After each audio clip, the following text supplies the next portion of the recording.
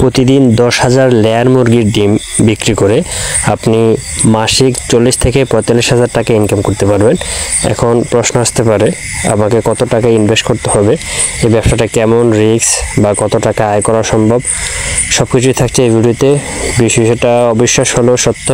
আপনি যদি প্রত্যেক দিন 10,000 ডিম সেল করতে পারেন তাহলে আপনার কম মিনিমাম মাসিক 40 থেকে 45,000 টাকা আপনি ইনকাম করতে পারবেন। এখন আসুন কিভাবে আপনারা ইনকামটা করবেন সে বিষয়টা নিয়ে কথা বলা যাক।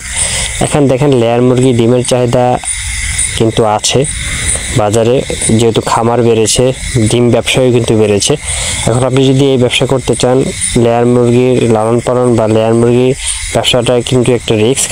আপনি খামারি থেকে ডিম নিয়েও ব্যবসা করতে পারবেন, তারপর পাইকারিদের কাছ থেকে ডিম নিয়েও আপনি ব্যবসা করতে পারবেন। এখন আপনার জন্য কি সুবিধা হবে? খামারিদের কাছ থেকে ডিম নিয়ে বিক্রি করলে আপনার সুবিধা হবে নাকি পাইকারিদের কাছ থেকে ডিম নিয়ে বিক্রি করলে আপনার সুবিধা হবে, সে বিষয়টা নিয়ে কথা বলা যাক। আপনি যদি খামারিদের কাছ থেকে ডিম নিয়ে থাকেন তাহলে কিন্তু আপনি যদি নিজে সেল করেন পাইকারদের কাছে বা অন্য কোনো দোকানে তাহলে কিন্তু যদি আপনি পাইকারিদের কাছে সেল করেন তাহলে কিন্তু আপনি 20 পয়সা লাভ করতে পারবেন। একটা ডিম থেকে 20 পয়সা লাভ করতে পারেন। এখন প্রশ্ন হতে পারে একটা ডিম থেকে যদি আমি 20 পয়সা লাভ করি তাহলে কি আমার সম্ভব? হ্যাঁ, অবশ্যই আপনি লাভ হওয়া সম্ভব। একটা ডিম থেকে যদি আপনি 20 পয়সা লাভ করেন, 10,000 ডিম থেকে আপনি প্রতিদিন প্রায় 2,000 টাকা লাভ করবেন। আপনার 500 থেকে 600 টাকা খরচ হতে পারে প্রতিদিন। আপনার এই খরচটাকে মাইনাস দিয়ে এখানে প্রায় থেকে 14 থেকে 1500 টাকা আপনারা অ্যাভেলেবেল ইনকাম করতে পারবেন। এখন যদি আপনি নিজে দোকানে গিয়ে দেন তাহলে কিন্তু আপনি 40 থেকে 50 পয়সাও লাভ করতে পারেন একটা ডিম প্রতি থেকে, যদি পাইকারি না দিয়ে থাকেন।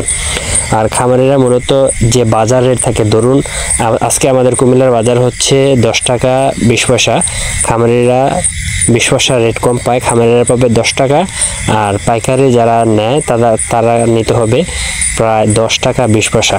এখন বাজারে যদি 10 টাকা 20 পয়সা থাকে তাহলে কিন্তু যদি আপনারা পাইকারিদের কাছ থেকে দেন তাহলে কিন্তু 10 টাকা 20 পয়সা বিক্রি করতে হবে। যদি আপনি দোকানে দেন, মুদির দোকান বলেন, রেস্টুরেন্ট বলেন, হোটেলগুলোতে যদি দেন, এতে করে আপনারা 30 থেকে 40 পয়সাও লাভ করতে পারেন, কোনো সন্দেহ নয়। তাহলে আপনাদের লাভের পরিমাণটা আরও বেড়ে যাবে। শুধুমাত্র আমি সর্বনিম্ন যে হিসাবটা দিলাম যে আপনি প্রতিদিন যদি 10,000 ডিম সেল করে থাকেন, 20 পয়সা যদি করে একটা ডিম থেকে লাভ করেন তাহলে কিন্তু 2,000 টাকা, 500 থেকে 600 টাকা যদি আপনার খরচও হয় তাহলে কিন্তু মাসে 40 থেকে 45,000 টাকা অ্যাভেলেবেল আপনারা ইনকাম করতে পারেন। এখন আসুন আপনি কত টাকা পুঁজি লাগবে এখানে। তবে এখানে পুঁজি লাগাটারও একটা বিষয় আছে। বাজারে প্রতিযোগিতামূলক অনেক ব্যবসায়ী আছে, তাদের কাছে প্রতিযোগিতামূলকভাবে টিকে থাকতে হবে। এই জন্য একটু ইনভেস্টটা একটু কোথাও কম কোথাও বেশি লাগতে পারে। সাধারণত ধরুন 10,000 ডিম এখানে যদি নেন, এখানে প্রায় 1,000, 1,00,000, 2,000, 3,000 এরকম সামথিং লাগতে পারে। এখানে এই যে গাড়িটা দেখতে পাচ্ছেন এটা কিন্তু এখানে আপাতত আজকে 10,000 ডিম আমরা ডেলিভারি দিব। 10,000 ডিম এখানে প্রায় লোড করতে পারবেন। এই একটা গাড়ি দিয়ে কিন্তু প্রায় 13 থেকে 14,000 ডিমও নেওয়া যায়। তো যদি এরকম একটা গাড়ি থাকে আপনারা এটা দিয়ে 10 থেকে 12,000 অ্যাভেলেবেল আপনারা ডিম বিক্রি করতে পারবেন, কোনো সমস্যা নেই।